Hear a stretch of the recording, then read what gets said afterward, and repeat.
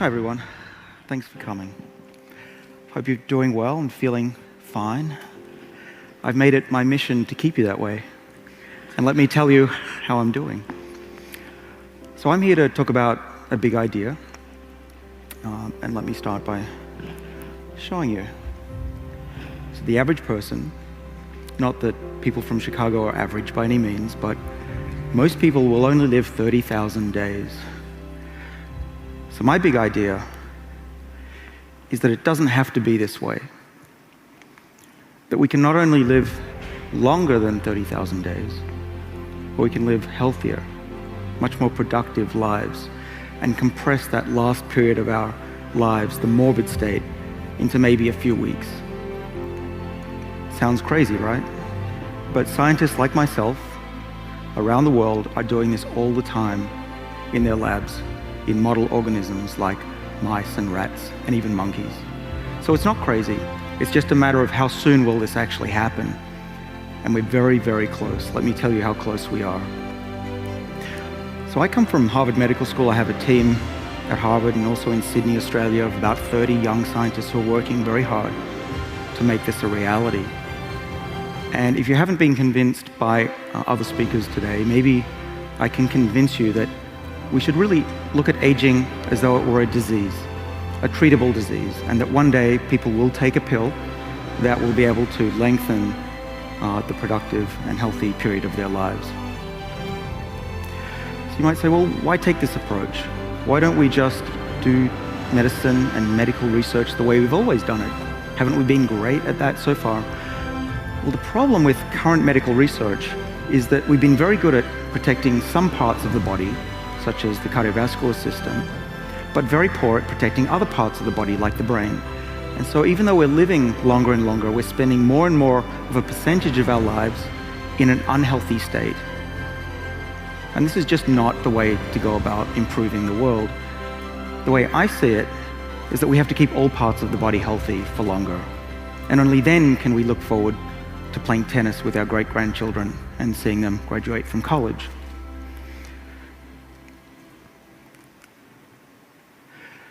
So this is my mother. I'm sure all of you have people that are very close and dear to you who you would like to see around for longer, and certainly not in an unhealthy, painful state or having lost their memory, as typically will happen as we get older.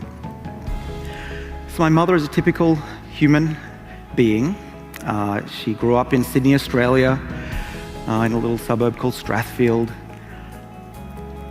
She went through the 60s like some of us. She was very fortunate to find a husband who has stuck with her for 49 years, and she had 2 boys, myself included. So there's my mum hiding in the back. But even though you wouldn't know it, my mother was the matriarch. She's always been the leader. We turn to her for her opinion, and she's led us for the last decades. So in 1994, everything changed. She developed cancer, lung cancer, as you can tell from this X-ray image, with a tumor the size of a grapefruit in one lung. The surgeons, the doctors said, it's non-responsive to chemotherapy. We're going to cut it out. You better get your things in order. You've got less than a year to live. So my mother underwent what's called a pneumonectomy and tried to get by on one lung. So at that point, I was studying little yeast cells, getting my PhD in Sydney, Australia. So here's a picture of a yeast cell. And what I was noticing was that some of these yeast cells were getting old. And this is an example of an old yeast cell. She's getting larger, she'll slow down, she'll become sterile, pretty similar to many of our lives. And the idea was, back in the early 90s, was that maybe we could understand aspects of aging in our own bodies by studying these little yeast cells. These are exactly the same cells that you use to make bread and beer. And I learned about a professor who had just started up a project at MIT. And I asked him, could I please come study with you? And I was the first postdoctoral researcher to join the lab of Lenny Guarenti at MIT to try and figure out, why do yeast cells get old and how can we slow it down? And I've been working on this ever since. Clearly, some of us have aged since then. So what did we discover? Well, there's been a remarkable advance in our understanding of what causes aging and how we can regulate it. And what we learned from those yeast cells that also appears to be true for ourselves and our bodies is that it isn't all genetic. It's not just about how many mistakes are in your DNA or even what genes you have. There's a new phenomenon known as epigenetics. And that's basically a term that describes things that happen above the genetic landscape, how the genes are actually switched on and off. And what we found with the yeast cells is that when they're young, they have a certain program of which genes are on and off, and that keeps them youthful. But as they get older, the genes that are supposed to be on, some of them get switched off, and vice versa. And that was what was causing aging in these yeast cells. And we could very rapidly, now that we understood what was going on, we could counteract that and slow down aging in these yeast cells. So now fast forward, what is it now, 20 years? We now have a much better idea of how this all works, not only in those yeast cells, but in our own cells as well. We think that something very similar is occurring. So I have a short video to show you of what's going on inside, we think, inside our own cells. So inside each of our cells, we have a nucleus, and there are these chromosomes. And if you unravel a chromosome, what you actually get isn't just a string, but actually beads on a string. So our DNA is wrapped up in these proteins called histones. As you can see here, they're shown in pink. What's interesting about that is that these histone proteins control which genes are switched on and off. Okay? And when we're young, as I mentioned, important genes get switched off and certain genes get switched on. So if you're a gene that should be on in the liver, you want it on in the liver, you don't want it on in the brain. What happens over time, we found, is that, as you can see in the diagram here, that these proteins that hold the DNA together become chemically modified. And now a gene that should be off becomes switched on, and the opposite as well can happen. So what's important about this? Well, the major implication is that aging should be reversible. If we can bring that DNA back into a closed conformation, if we can reverse this process, we should be able to make an old cell young again. And that's what we've been working on for about the last 10 years in mice and human cells. So one of the molecules that we found about 10 years ago now was called resveratrol. I'm sure many of you have heard of resveratrol. It's this molecule in red wine. And we found that resveratrol turned on the pathways that controlled these histone proteins and packaging of the DNA. And we fed resveratrol to the yeast cells, and they lived longer, about 30% longer. We fed resveratrol to worms and flies. We fed it to mice, and the mice were healthier. They were, in fact, seemingly immune to the effects of obesity. And later molecules that were even more potent, powerful than resveratrol, more drug-like molecules, were able to extend the lifespan of those mice and keep them healthier and younger for longer. It was a really exciting time. You can see that even Fortune magazine put the story on the cover. You know, I was feeling pretty good about myself. This is now 2006. I started a company that was working on this. These drugs were being developed. They were entering human trials. So here's the molecule. This is the resveratrol molecule from red wine.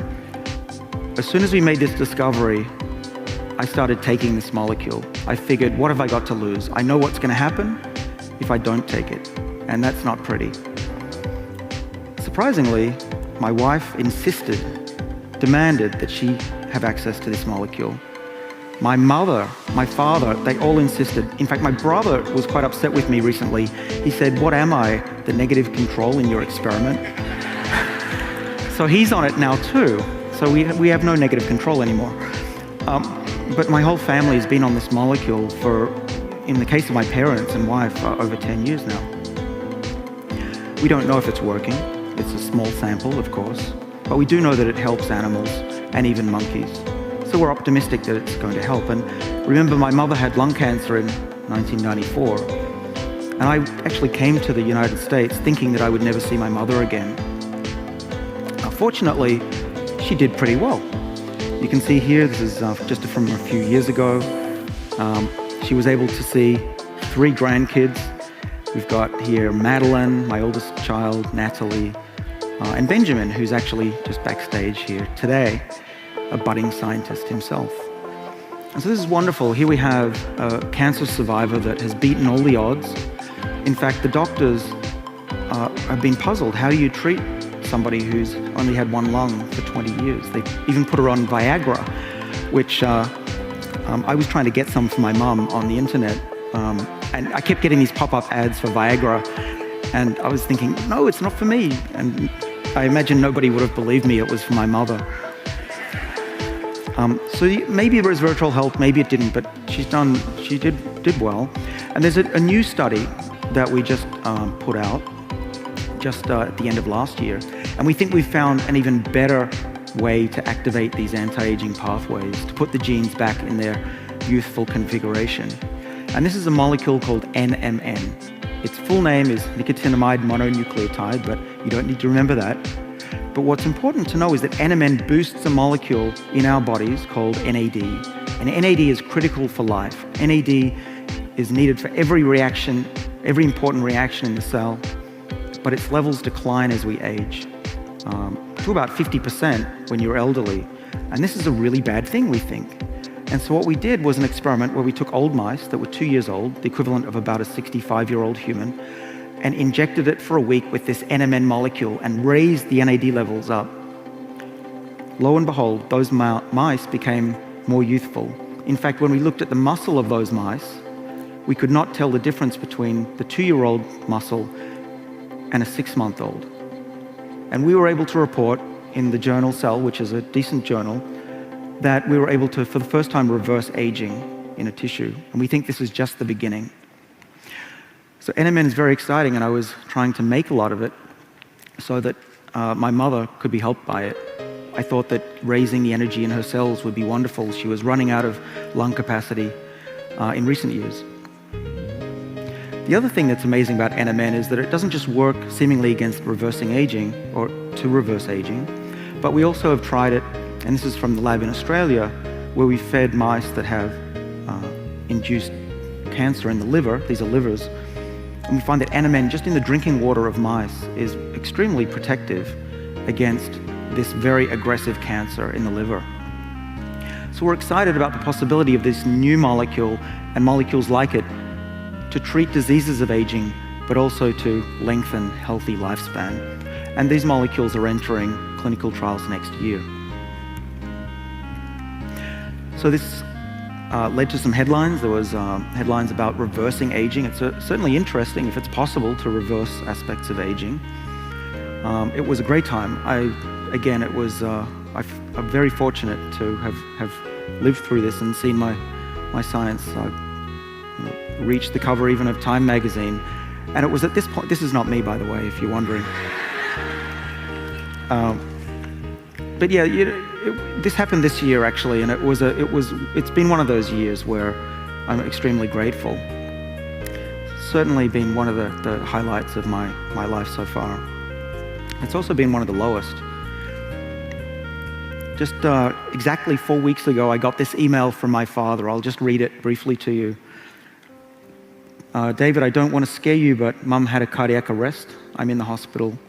Actually, she stopped breathing, and that led to her cardiac arrest. He ends by saying, I'll let my brother Nick sleep. I'll need him tomorrow. I'll keep in touch. So what did I do? I immediately collected all the NMN molecule that I could gather from the lab, and I put it in a FedEx envelope, and I shipped it to Australia in the hopes that it could be given to my mother to try and rescue her. I also bought a plane ticket, most expensive plane ticket I ever bought. Not that it matters, but $30,000 for a plane ticket is quite a lot. I jumped on a plane. I got down to Australia as fast as I could, and my mother woke up, and I took this photo of my mom. She was doing great. There's my father there. We're all extremely happy to see her happy and awake. And in fact, I accidentally touched the video button, as you tend to do on your phones, and captured us all laughing and being really happy. We thought that my mum was going to be fine. You can tell that She doesn't seem that old. She's barely got a gray hair at her age of 72. Unfortunately, that was the last video that was taken of my mum, and it was about 10 minutes later. She had phlegm caught in her throat, and right in front of us was unable to breathe. And I was unable to help her, and I felt extremely helpless. And all I could think was I should have worked harder. But what it's done for me is it's led to greater resolve. I now get up in the morning and I'm reminded that people only get 30,000 days to live, and many of those days are not in perfect health by any means. And I believe that it doesn't have to be this way. It doesn't have to be like that for any of us in this room. And I'm hoping that our generations will be the first to reap the benefits of this new technology. So what is this new technology? I've told you a couple of compounds that I'm working on, but there's now a worldwide effort of scientists to try to slow down aging and improve health. We have Google investing in this. We have GlaxoSmithKline, they've invested close to $1 billion in my research. And these molecules that I'm showing you here are currently in human clinical trials. These are some of the first ones that were based on the resveratrol molecules from red wine. But we can do better. It's a race against time for all of us, and we may be too late to help ourselves. In fact, less than 0.5% of the research budget at the National Institutes of Health goes towards understanding aging at a fundamental level, which I think is crazy, given that it is one of the biggest problems that faces all of us in this room, and certainly the planet, both in economic terms and social terms. So I'm very optimistic, though. The technology that's coming down the line just makes my head spin. The ability to genotype yourself, to predict your health, to be able to now manipulate certain genes in your body. Just a year ago, there's been a big breakthrough. You may not have heard about it. It's called CRISPR technology. It's going to, I will bet lots of money that this will lead to a Nobel Prize. We now have the ability to go into cells and just turn specific genes on or off at will. We couldn't do that a year ago. And now we can go in and we can reprogram cells so that they're younger again, and we're working on that as well in my labs. I'm also optimistic because we have young people who are dedicated to this cause. This is my son Benjamin, who did a 23andMe test. This is a genetic test. And we were able to look at what genes were passed from his grandmother, my mother, through to him. And actually we found a mutation in my mother's genome that predisposes her to lung cancer, which I also carry. So I think the future is bright. It's just I can't believe that we're not all standing up screaming for more research in this area, because time is really running out. But I wanted to say thanks very much. And I can't think of anything more important than looking forward to a future where families get to see 5 or 6 generations stick around and be healthy and happy at the same time. Thanks a lot.